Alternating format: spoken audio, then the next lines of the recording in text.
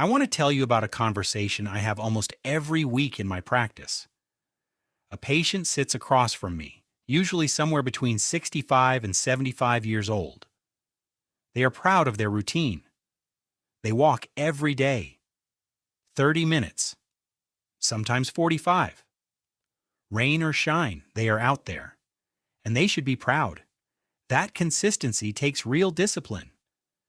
Then I ask them to do one thing: stand up from that chair, without using your hands. And I watch the struggle begin. The rocking forward, the hands pressing on the armrests, the concentrated effort just to rise from a seated position. Sometimes they cannot do it at all. Then comes the confession that I hear more than almost any other in my practice. They have stopped getting down on the floor to play with their grandchildren, not because they do not want to, but because they are genuinely afraid they will not be able to get back up without help. The embarrassment of that possibility keeps them upright and distant from the people they love most. This is the gap that nobody talks about honestly enough. Walking is protecting your heart, your lungs, your blood pressure, and your mental health. It is doing real, important work, and you must continue doing it. But it is not protecting your independence. It is not building the functional strength that determines whether you can rise from a chair, get up from the floor, or catch yourself when something unexpected throws you off balance. There are 3 specific movements that walking completely ignores. 3 movements that address the precise physical capacities that determine whether you live independently or not. And today I am going to show you exactly what they are, why they matter, and how to do them safely starting this week. Let me be direct about what walking does and does not do, because the confusion around this is genuinely causing harm. Walking is an endurance activity. It conditions your cardiovascular system. It maintains your slow-twitch muscle fibers. The endurance fibers built for sustained, low-intensity effort. For these purposes, it is excellent and irreplaceable. But walking cannot reverse sarcopenia.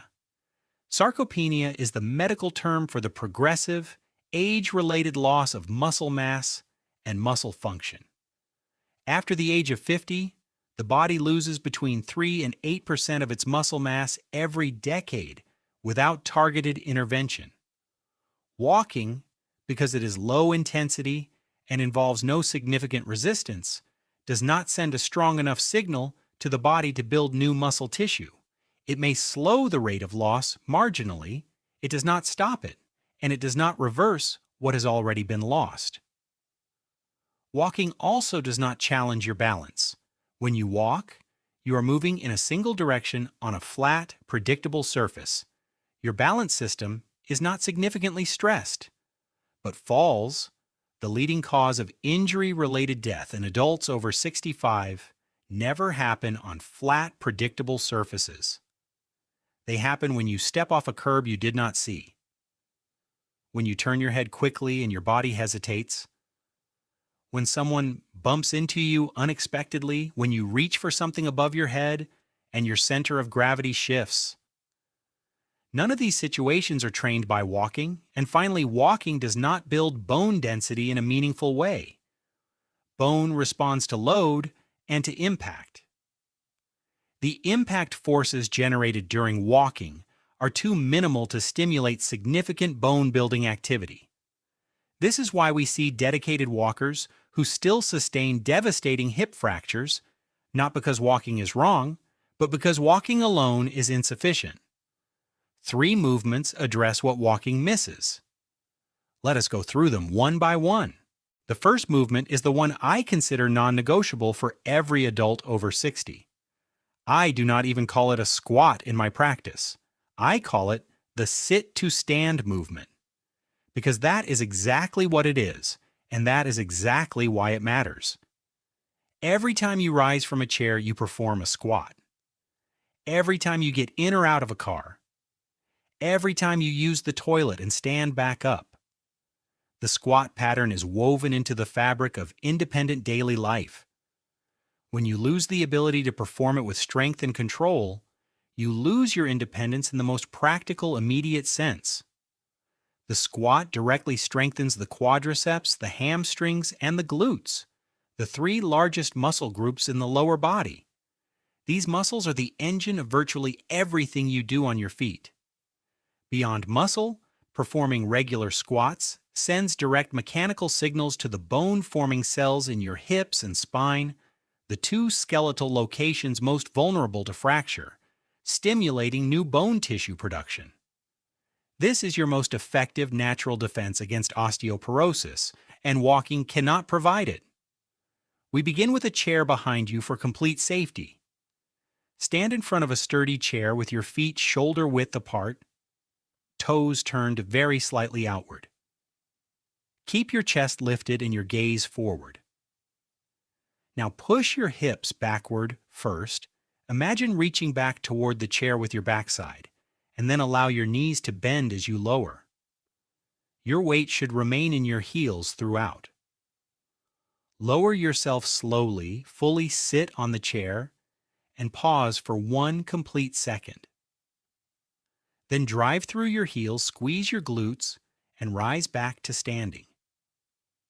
The most critical safety instruction. Your knees must track in the same direction as your toes at all times. Never allow them to collapse inward. If they begin to drift toward each other, reduce your depth until you have built sufficient strength. For the first 2 weeks, perform 2 sets of 8 repetitions, twice per week.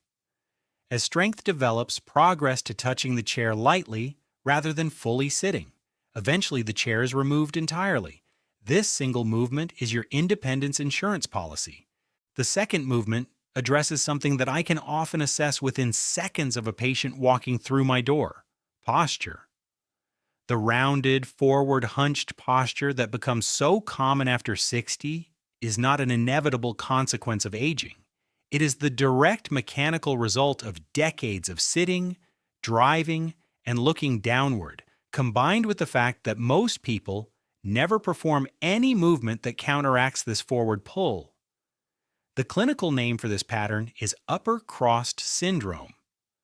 The muscles of the upper back, specifically the rhomboids and the middle and lower portions of the trapezius, become chronically long, weak, and unable to hold the shoulder blades in their correct position. Meanwhile, the chest muscles and the muscles at the front of the shoulders tighten and shorten, pulling the shoulders forward and the head out in front of the body. The consequences extend far beyond appearance. This posture compresses the chest cavity, reducing lung capacity. It places chronic strain on the cervical spine, contributing to persistent neck pain and headaches.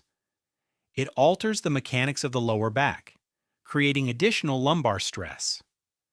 And it restricts the free movement of the arms, making activities at and above shoulder height increasingly difficult and risky. The resistance band row directly targets and rebuilds the weakened upper back muscles. Anchor a resistance band securely at approximately chest height.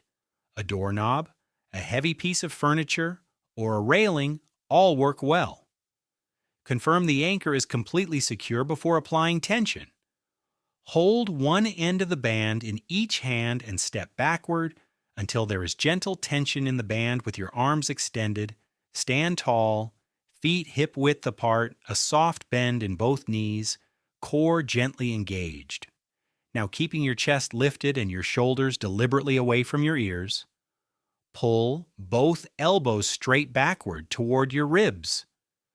Do not allow the elbows to flare outward. Keep them close to your sides.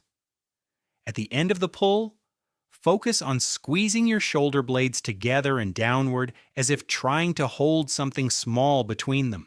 Hold that squeeze for 1 full second, then return the hands forward slowly and with complete control. Do not allow the band to pull you forward. The controlled return is as important as the pull itself. The most common error I see, shrugging the shoulders upward during the pull. This activates the neck and the upper trapezius, the wrong muscles entirely. Shoulders stay down and back throughout. Perform 2 to 3 sets of 10 to 12 repetitions, 2 to 3 times per week. If a resistance band is not available, fill 2 water bottles or light containers and perform a similar pulling motion with a forward bend at the hips. This movement does not just fix posture, it makes you taller. It opens the chest, it reduces the neck and back pain that so many people carry as a constant companion. The third movement is the one I prescribe most urgently because the stakes of not doing it are the highest. Falls are the leading cause of injury-related death in adults over 65. 1 in 4 older adults will experience a fall this year, and the research on this is not ambiguous. The inability to stand on one leg for 10 seconds is a statistically significant predictor of falls, of serious fractures, and of overall mortality in the following decade. Read that again. 10 seconds. If you cannot stand on one leg for 10 seconds, your risk profile changes dramatically. Balance is not simply a matter of muscle strength, it is a neurological skill, dependent on 3 systems working together in real time. Your proprioceptive system, the nerve receptors in your feet, ankles, and joints that tell your brain where your body is in space. Your vestibular system, the inner ear's mechanism for detecting motion and orientation, and your vision, which provides spatial context. As we age, the signals from all 3 of these systems become slower and less precise. The brain's ability to process and integrate them slows as well, and walking on flat, predictable surfaces does absolutely nothing to retrain or sharpen these systems. You only challenge a system by actually challenging it, by placing it under conditions that require it to work harder than it currently does. The single leg stand does exactly this. Stand next to a wall or a sturdy kitchen counter. Place one hand very lightly on the surface, for security, not for support. Your legs should be doing all the work. Shift your weight onto your right leg. Lift your left foot just a few inches from the floor. Keep a soft, slight bend in your standing knee.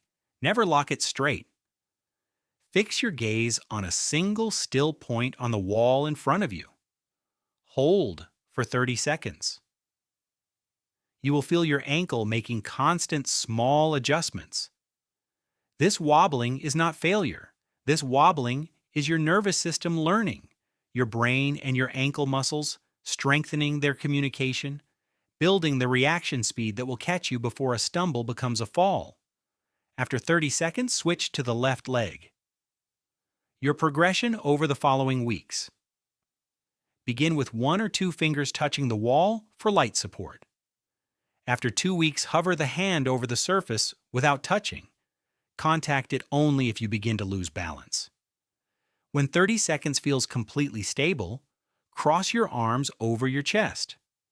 Then, for a more advanced challenge, slowly turn your head from side to side while holding the position. This directly challenges the vestibular system. Perform 3 holds of 30 seconds on each leg every single day.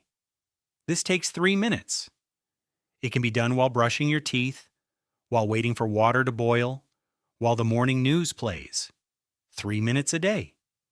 It may be the 3 minutes that keep you on your feet. Here is how these 3 movements fit into your week. Continue your daily walks. They are doing real work for your heart, your blood pressure, and your mental health. Keep them. But 2 to 3 times per week, on non-consecutive days, spend 15 minutes on your box squats and your resistance band rows. 2 sets of each. This is your strength and posture session. Every single day, they spend 3 minutes on your single leg stands. Morning, evening, it does not matter when. Just do it every day. That is the complete protocol. Your daily walk plus 15 minutes of strength, work 2 to 3 times a week plus 3 minutes of balance training every day. This is what walking misses. This is what your body needs. And this is what determines not just how long you live, but how you live. Your body is capable of remaining strong, stable, and genuinely independent at any age. The research on this is not ambiguous, and the results are not small, but your body needs the right signals. Walking provides some of them, it does not provide all of them. The 3 movements I have shown you today fill the gap. The box squat for the functional strength to rise from any surface and load your bones. The resistance band row for the postural strength to stand tall and breathe freely. The single leg stand for the neurological balance training to stay on your feet when the world is unpredictable. Start this week. 2 sets of squats, 2 sets of rows, 3 minutes of single leg stands every day. Your future self, the one who gets up from the floor to play with grandchildren, who rises from chairs without reaching for support, who walks through the world without fear, is built in these 15 minutes. Give yourself those 15 minutes.